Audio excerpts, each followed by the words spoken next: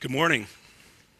Very pleased to be here again. Yesterday was a very interesting first day where we were able to tackle mostly digital economy type issues. And it's nice to follow Jorgen, who did such a nice job laying out all that's involved with global value chain analysis. What I plan to do is now talk about a specific project that we're all involved with around APEC, the Asia Pacific Economic Cooperation. Okay, so the goal of the APEC Global Value Chain Project is to produce an APEC inter-country input-output database for trade and value-added analysis, including all 21 APEC member economies. And so the end result of this project will be to have this APEC regional set of supply use tables, input-output tables, and corresponding trade and value-added statistics. By way of background, in 2013, APEC leaders agreed to promote global value chain development and cooperation in the APEC region. And shortly thereafter, the APEC leaders endorsed what's referred to as the Strategic Framework on Measurement of APEC TIVA and its action plan. And really what that means is in 2014, we laid out a 4-year project that would bring the 21 member economies together and all of its data, and as a group, think about ways to bridge any data gaps to build these regional supply use tables for purposes of really showcasing how connected APEC region global value chains are. By the end of next year, we will deliver a completed database on supply use input-output tables and trade and value-added indicators.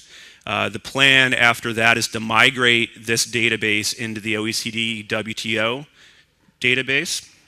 The project itself is co-chaired by the United States and China. And one of the things that I've enjoyed the most out of this project is the capacity building element. And so, as I'll talk about a bit more, is there's varying degrees of data in the APEC region. Some systems are quite advanced, others are much less so. And so what's been very neat about the project for me is bringing the economies together to talk about building supply use tables, not just benchmark year supply use tables or tables based on economic census type data, but also filling in annual time series tables and thinking about valuation concepts. Thinking about how you bring in trade data or how you reconcile international trade data where there's asymmetries. Our most recent workshop was in Nanning, China back in August, and we had a great turnout by Chile at that capacity building workshop, and I think we got a lot out of the project. We've also greatly benefited from working closely with the Asian Development Bank, research institution in Japan called IDE JETRO, the OECD, the United Nations Statistics Division, and the World Trade Organization. There's also been other partners, some academics and so forth, who have been involved to help ensure the compatibility with other global and regional initiatives. And one of the things that was quite helpful that the OECD hosted back in the spring was a one-day workshop on global and regional trade and value-added initiatives. And the goal there was to ensure that all of these global and regional initiatives were involving a unified framework for producing these accounts. And so we were able to hash out some of the challenges around how we'll bring in reconciled trade data, how we'll balance these tables, and that was quite useful to work through. So why focus on APEC? Well, APEC is a regional economic forum which was established in 1989 to leverage the growing interdependence of the Asia Pacific. APEC's one of the largest and most dynamic regions in the world. So just by way of a few descriptive statistics, APEC accounts for almost 40% of global consumers, close to half of global merchandise trade, and about 60% of global GDP. So APEC global value chains are among some of the most integrated in the world. And indeed, APEC value chains are tightly connected. So by way of a report that APEC prepared in 2015, APEC connectedness is higher than in ASEAN and the OECD countries. And so this connectedness index looks at the share of exports to total exports that are traded in member economies. And so it's tightly connected within the APEC region. The difference in connectedness scores between developed and developing APEC economies is striking, as quoted in the report. APEC indeed has high trade in intermediate inputs, and as Jürgen just described, these inputs are crucial for understanding global value chains in terms of forward integration and backward integration. And so in total, intermediate input trade is about 6% of total APEC exports, and you can see that for some products it's quite high, above 80% for metals as well as for chemicals and pharmaceuticals.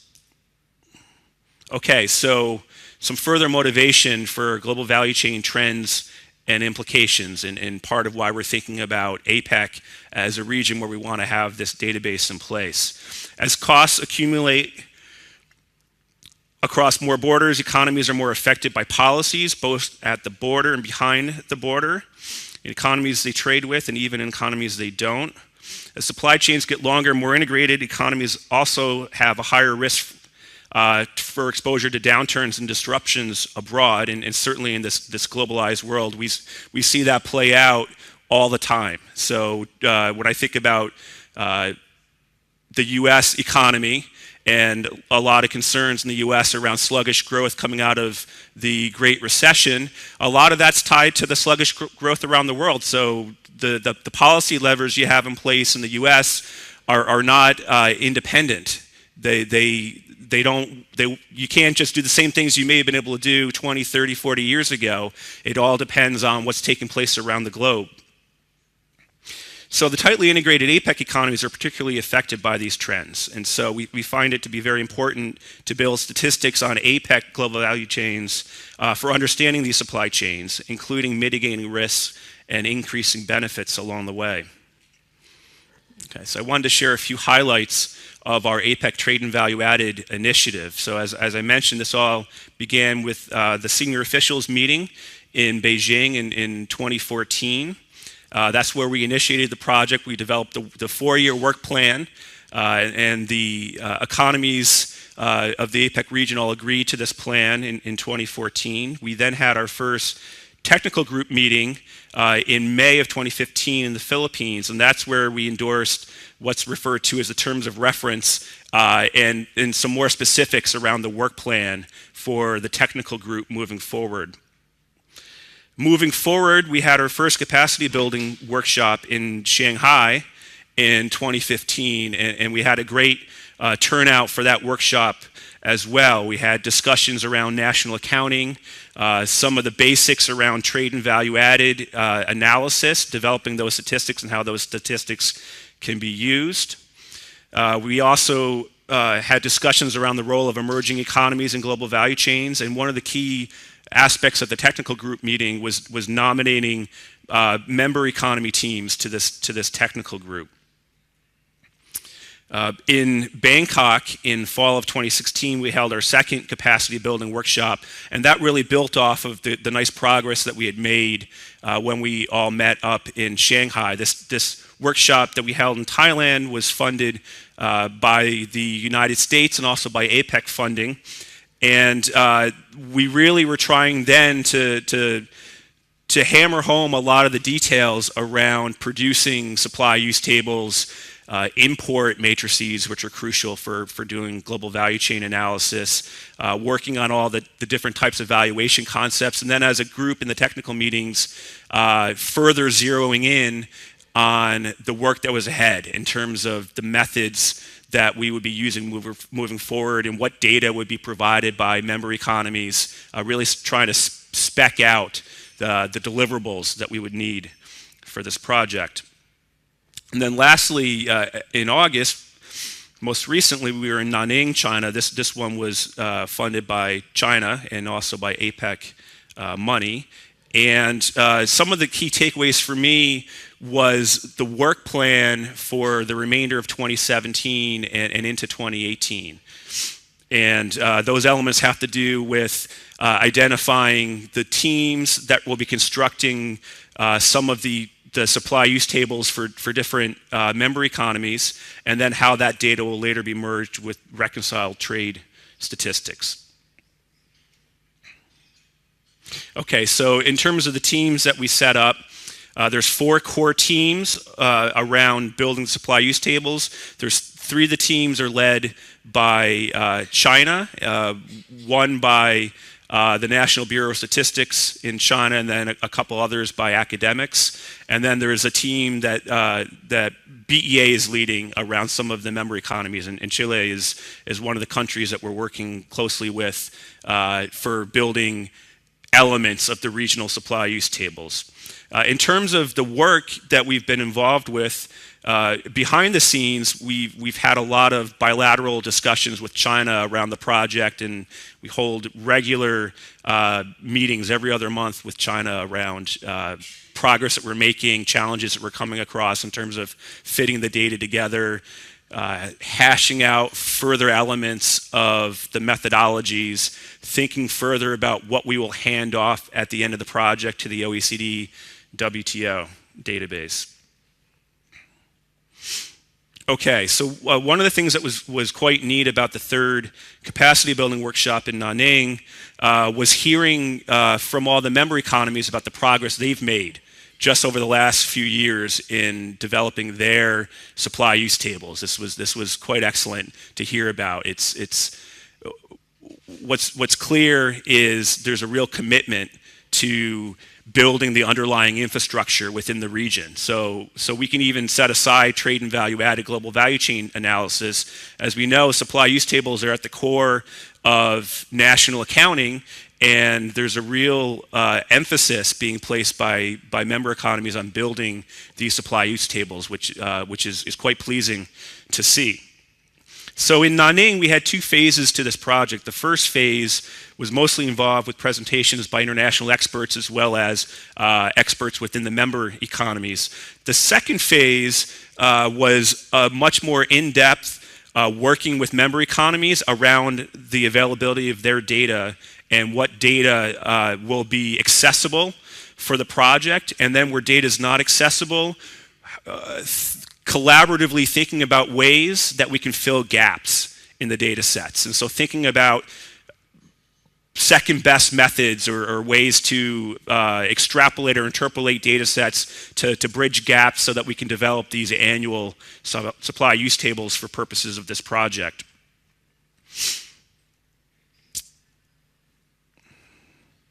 Okay, and then at the very end of that meeting, we held our 5th technical group meeting where we summarized the results of the workshop.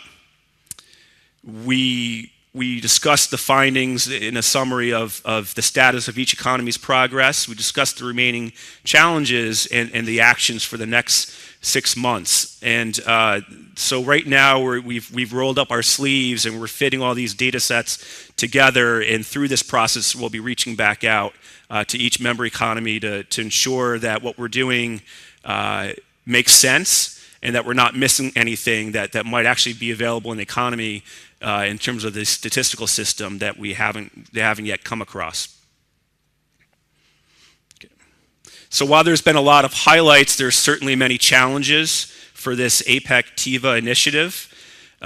There's a lot of work ahead, and we have a bit more than a year to go before we finish this project. We seem to be on pace, but certainly there's a lot of work ahead.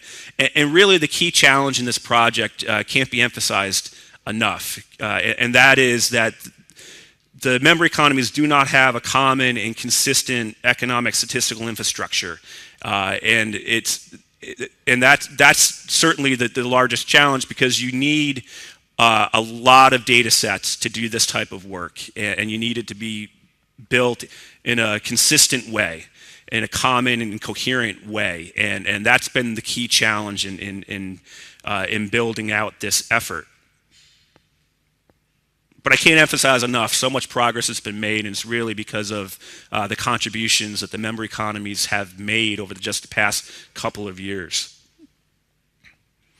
Okay, so cooperation is key to our continued success. The APEC economies have really demonstrated a clear commitment to this project, and the group has been quite innovative in thinking about ways to fill these data gaps for the supply use tables.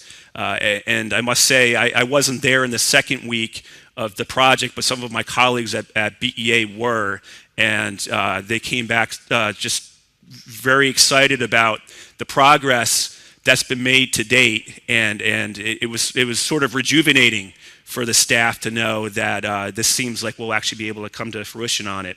The commitment's been quite strong throughout the last couple of years on the capacity building workshops. We had 20 APEC member economies at the 2016 workshop in Thailand. I think that was about the same as what we had in Shanghai, and that includes multiple representatives from each member economy. So it's not like one person coming from a trade ministry or a policy arena by him or herself. It's that person coming along with folks who work on national accounts and trade data, and everyone involved in the project being quite interested in it. The people from the trade ministries, from the policy and an analytical perspective, and from the statistical offices or the central banks thinking about it from the usefulness to the users. And that's been quite nice to see this marrying up of the applications from the policy world along with the folks who work on the statistics,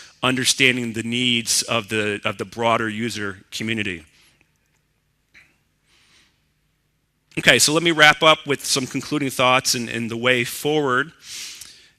So the key work coming up really involves a serious commitment to reconcile trade asymmetries, to develop these supply use tables and input output tables on a common classification and valuation basis. And so we have a methodology that the OECD has developed for reconciling trade asymmetries, which we will rely on at an end stage toward this project. But there's also a lot of work that can take place by member economies to work with their partners bilaterally to reconcile these trade statistics. And so we hold out hope that some of that can take place before we building some mechanical processes near the end. By next summer, we plan to circulate for comment the draft APEC supply use tables and input output tables and early results of the trade and value added indicators. So what we'll be seeking there is reflections from the member economies on the methodology that we deploy to produce these results, on how we filled some of these gaps, if the data sets seem consistent with their thoughts on how the project should have evolved. So that'll be in August of next year that we're shooting for.